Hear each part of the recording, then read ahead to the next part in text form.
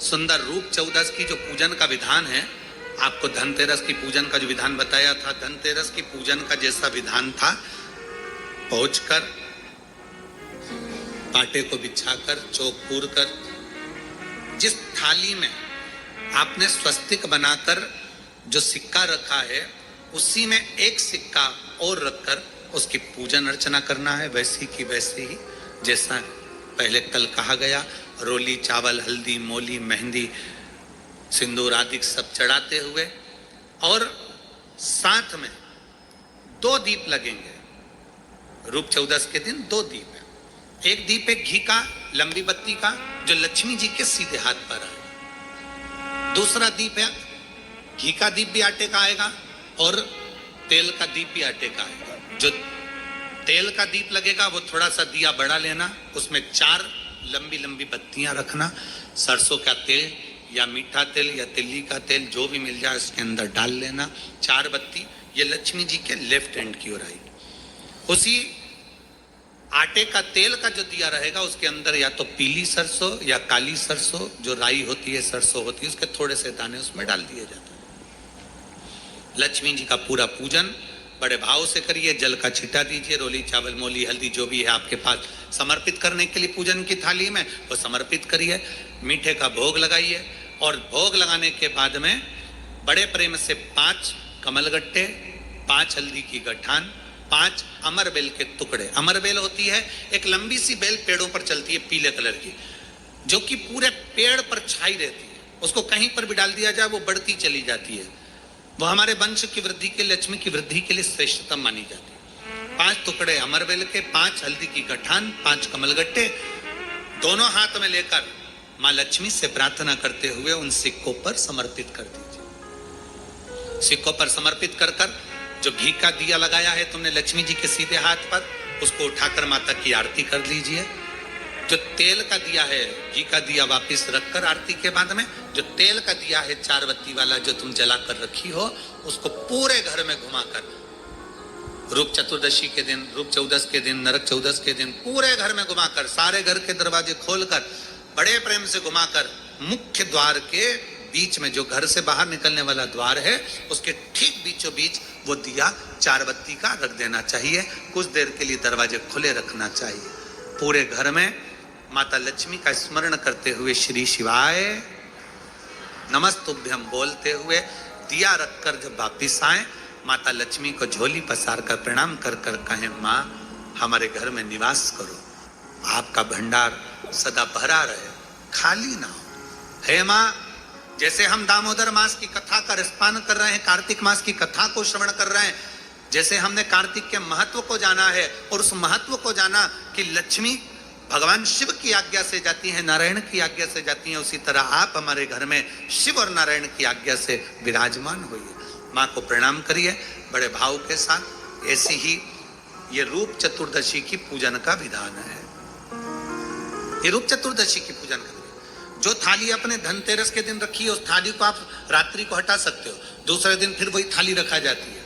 तीसरे दिन दीपावली का जो पर्व होगा, कल की कथा में आपको 2 बजे से 5 बजे तक जो कथा होगी कल की, आज की कथा तो 9 बजे से 10 बजे तक है, पर कल की कथा 2 बजे से 5 बजे तक होगी। 2 से 5 इसलिए रखी है क्योंकि उसमें 3 दिन की पूजन का विधान बताना है, एक दीपावली का, फिर पड़वा का, फिर दूज का। तो बड़े प्रेम से उस कथा को, कल की कथा को अपन 2 बजे से 5 बजे तक श्रवण करें।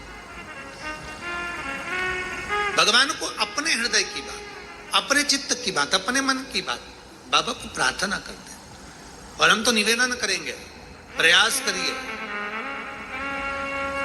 अगर हो सके रूप चतुर्दशी का अगर दिन है, नरक चौदस का दिन है, जैसे कुबेरेश्वर धाम पर दीपावली कब की है, 31 अक्टूबर की, तो 29 तारीख को धनतेरस है, 30 तारीख को रूप चतुर्दशी है, नरक चौदस है। तो हम तो प्रार्थना करें, निवेदन करें आपसे, अगर हो सके, शरीर में अगर बहुत रोग है और बहुत तकलीफ की जिंदगी चल रही है, मतलब हर 2 महीने में 3 महीने में कोई ना कोई दुख तुम्हारे सामने आकर खड़ा हो जाता है, कोई तकलीफ आकर खड़ी हो जाती है, चाहे बच्चों को हो रही हो, चाहे बेटियों को हो रही हो, चाहे परिवार में हो रही हो, तो हम तो निवेदन करेंगे रूप चतुर्दशी के दिन 1 लोटा जल, उसमें बड़े प्रेम से कोई थोड़ा सा इत्र का अगर भाग मिल जाए और इत्र ना मिले तो पीला चंदन या लाल चंदन डालकर, अगर कहीं आंवले का वृक्ष हो, पीपल का वृक्ष हो और बेलपत्र का वृक्ष हो, 3 जगह पर थोड़ा सा वो लोटा जो घर से लेकर जाओगे, पात्र लेकर जाओगे, रूप चतुर्दशी के दिन तीनों वृक्ष के नीचे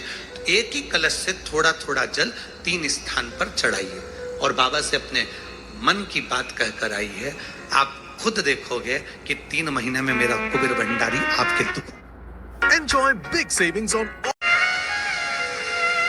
परंतु ये उपाय केवल एक रूप चतुर्दशी के दिन ही होगा, केवल रूप चतुर्दशी के दिन। कई लोग इसको दीपावली के दिन भी करते हैं, कई लोग इसको धनतेरस के दिन भी करते हैं, पर ये उपाय रूप चतुर्दशी के दिन करेंगे तो उसका फल चौगुना मिलेगा, चौगुना। और मान लो इस चतुर्दशी पर अगर आप नहीं कर पा रहे हो तो अगली इसी कार्तिक के महीने की जो देव दीपावली आती है पूर्णिमा के लगभग में, उस समय पर जो चतुर्दशी आए तो उस समय पर भी ये प्रयोग कर सकते, पर होगा कार्तिक महीने के। अब तीनों आंवले के वृक्ष के नीचे गए, वहां पर भी गए, दिया लगाया, दिया लगाते से ये कन्या वहां पर प्रकट हो गई। काका हमें आपके साथ चलना है। अब इतने में तो बुजुर्ग बूढ़ी माँ ब्राह्मण की पत्नी बोली, अब कहाँ लेकर जाओगे, कौन है, रो रही है, बिलक रही है, हमें तो आपके साथ चलना है, हमें लेकर चलिए। ब्राह्मण ने कहा अब ये रो रही है, कोई भी इसका नजर नहीं आ रहा है, इसको भी ले लो, लेकर चल दिया। ब्राह्मणी चिढ़कर बोली, घर में पहले से 6 बेटियां बैठी हैं, 2 और हो गई, कितनी हो गई, 8, और पति पत्नी 10। पति ने हाथ पकड़ाया पत्नी को, फिर आगे बढ़ गए, बढ़ते बढ़ते सीधे बेलपत्र के वृक्ष के नीचे पहुंच गए। अब तो बेलपत्र के वृक्ष के नीचे दिया लगाने ही वाले थे, इतनी देर में ब्राह्मण ने अपनी ब्राह्मणी से कहा बिल्कुल मत लगा, बिल्कुल मत लगा। हो सकता है तू दिया लगाए और दीप लगाए और लड़की आ जाए, तो तू दीप मत लगा, दीप लगाए मत। बस ब्राह्मण और ब्राह्मणी दोनों बैठकर वहां पर दिए को ऐसे ही छोड़कर आगे बढ़ने लगे। इतने में ब्राह्मण की 6 लड़कियां घूमती घूमती अपने पिता और माता को ढूंढती ढूंढती आ गई। बेलपत्री के वृक्ष के नीचे पहुंची, देखा दीप रखा हुआ है पर कोई जलाकर नहीं गया है, क्यों ना अपन इसको जला देते हैं, अपन इसको जला देते हैं। 6 बेटियों ने मिलकर उस दीप को प्रज्वलित कर दिया। जैसे ही दीप प्रज्वलित करा, एक लड़की वहां प्रकट हो गई और प्रकट होते से कहा, जीजी ओ जीजी मेरे को तुम्हारे साथ चलना है, मेरा कोई नहीं है, मुझे लेकर चलो। अब तो 6 लड़कियों ने विचार करा, पिताजी इतना सा तो भात लेकर आते, उसमें एक एक गासा सबको मिल जाता, पिताजी थोड़ा सा भाग लेकर आते हैं, सबको इतना इतना सा मिल जाता है, और मालूम पड़े ये एक और बढ़ जाएगी तो 6 और 1 हम 7 हो जाएंगे। इन लड़कियों ने एक कहा कि देख भाई हमारे पास में तो वैसे ही खाने का कुछ भी नहीं है। इतने में वो कन्या जो बेलपत्री के वृक्ष के नीचे से प्रकट हुई, उसने कहा, जी मुझे कुछ खाने को मत देना, मैं तुम्हारे सारे कपड़े भी धो दूंगी, बर्तन भी मांज दूंगी, तुम्हारा भोजन भी बना दूंगी, तुम जैसा बोलोगे मैं वैसा कर दूंगी। उसमें एक बहन बड़ी चतुर थी, एक बहन बड़ी चतुर थी। उसने विचार करा, चलो अच्छा है, घर का काम करेगी, अभी अपन सब मायके से भी आए हैं, फैलारा ज्यादा है, काम बहुत सारा है, करेगा कौन, माँ दुखी है, पिता दुखी है, तो यही करेगी। हाथ पकड़ा ले गए।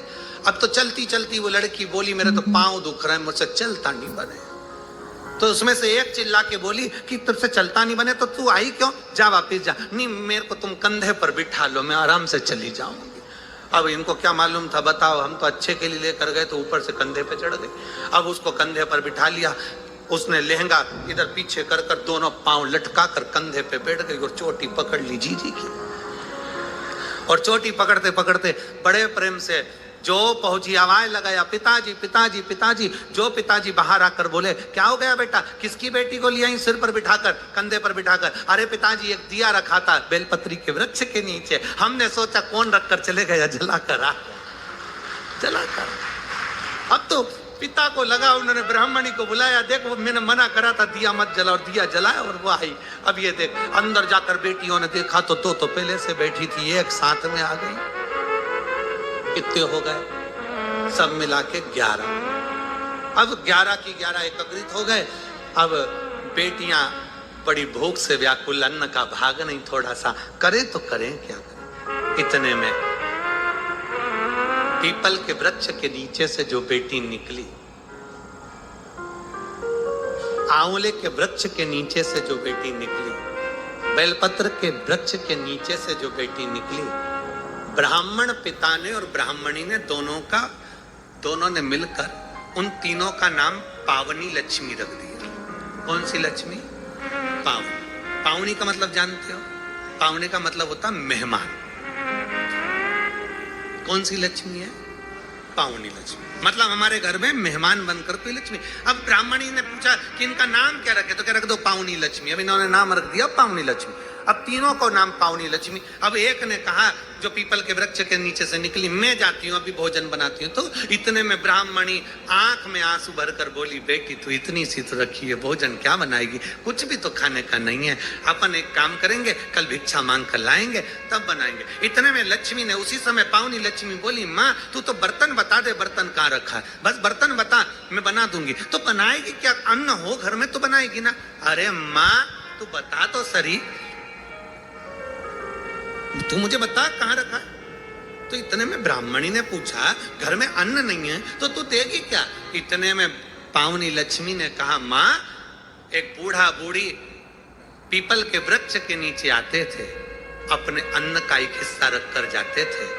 शंकर भगवान बोले हैं, उनके अन्न का पूरा हिस्सा चुका कर आना है, इसलिए मैं तुम्हारे दरवाजे पर आई हूं। मां भागवता बर्तन दिए, भोजन बनना तैयार हुआ। जैसे ही भोजन बनकर तैयार हुआ, सबने पाया ऐसा स्वादिष्ट भोजन, आज पेट भरकर जिंदगी में पहली बार भोजन करा। भोजन कर कर बर्तन मंज कर रखे ही थे। कोई रिश्तेदार कभी नहीं आता था, क्योंकि धनी नहीं था। सुख के साथी हजारों हैं, जब दुख पड़ा तब कोई। धन के साथी हजारों हैं, जब धन नहीं तो कोई। अब धन नहीं, कोई रिश्तेदार नहीं आता था। आज सब भोजन कर कर आराम से बस चक होकर खूब आनंद में रह रहे थे, खूब प्रेम से बात कर रहे थे। इतने में जो मामा कभी नहीं आता था वो मामा आ गया, और मामा आकर दरवाजे लगाया, दरवाजा बजाया, और आवाज बजाकर जैसे दरवाजा बजाया, जीजी आई बाहर। बहन ने कहा, भैया तू इतने सालों के बाद आज आया है, कैसे आना हुआ? बहन यहाँ से निकल रहा था, बहुत भूख लग रही थी, सोचा तेरे घर का भोजन करते हुए चले जाऊं। अब ब्राह्मणी ने मन में सोचा, जो भोजन था वो तो सब हम खा गए, 11 की 11 पूरा निपटा गए, कुछ बचा तो है नहीं। अब तुझे दे तो दे क्या प्रदान करे? इतने में दूसरी लक्ष्मी, पावनी दूसरी लक्ष्मी आंवले के वृक्ष के नीचे की बोली, अरे माँ क्यों चिंता करती है?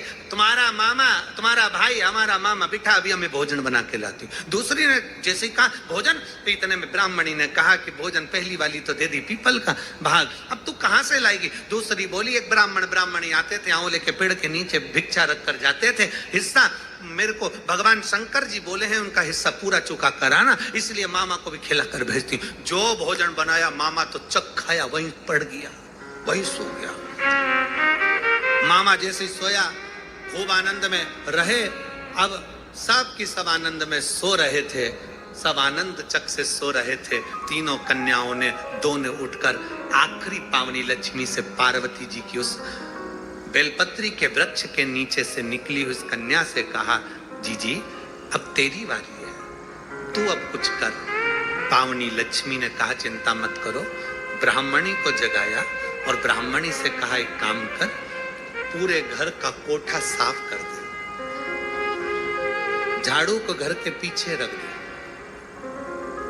चलनी पर कपड़ा ढाक दे, सूपड़े को छुपा कर रख दे, और मैं इस कोठे में सोऊंगी, तू बाहर सो जा। बेटा, ब्राह्मणी बोली, कोठे में तो तुझे डर लगेगा। ना ना माँ, तू बाहर सो, मैं कोठे में सोऊंगी। बेलपत्र के वृक्ष से निकली हुई वो कन्या कोठे में सोई। कन्या ने जो दृष्टि करी, चारों तरफ पूरा धन से कोठे को भर दिया, भर कर बाहर निकल। जैसे ही बाहर निकली, निकलते से ही उसी समय पर मामा ने देख लिया, आधी रात को जीजी की छोरी बाहर जा रही है। अब उसको क्या मालूम था, मामा कभी जिंदगी में आया हो तो मालूम हो कि जीजी की छोरी 6 थी, ये तो दिखने में कितनी हो गई, पूरी की पूरी ना।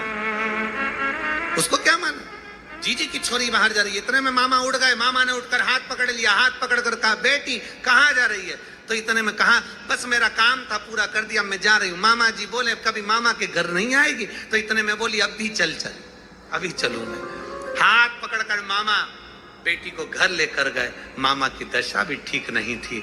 कहा मामा चलनी को ढाक दे, झाड़ू पीछे रख दे, कोठे को लेपन कर दे, मैं यहाँ सोऊंगी। मामा कहे बेटा अकेली कहाँ सो पाएगी? कहा मामा तू जा। मामा को बाहर भेजा, कोठे को धन से भर दिया। तीनों बेटियां एक जगह से इकट्ठी होकर चली तो ब्राह्मणी ने हाथ जोड़कर कहा तुम कौन हो? कौन हो?